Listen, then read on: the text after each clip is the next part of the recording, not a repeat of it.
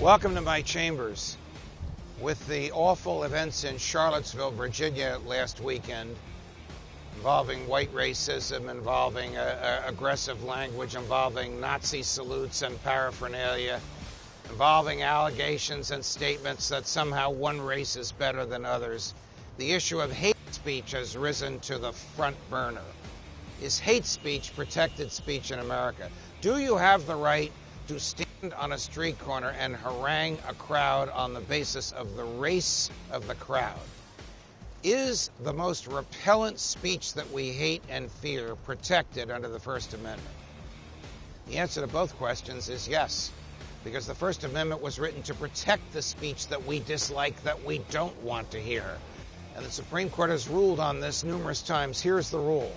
All harmless speech is absolutely protected, and all speech is harmless when there is time for more speech to rebut it.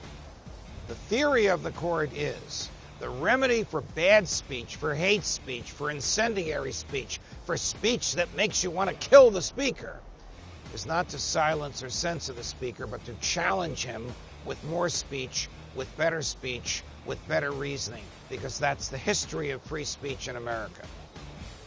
If that logic had been followed in Charlottesville, we might not have seen the tragedy that we saw, where a crazy person drove a car through the crowd and an innocent young woman was killed after the police had left. Here's the significance.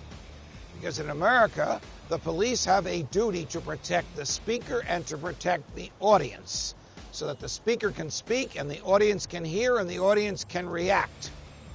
But when the police leave and the audience wants to kill the speaker and the speaker's supporters want to attack the audience, you have violence and you have death.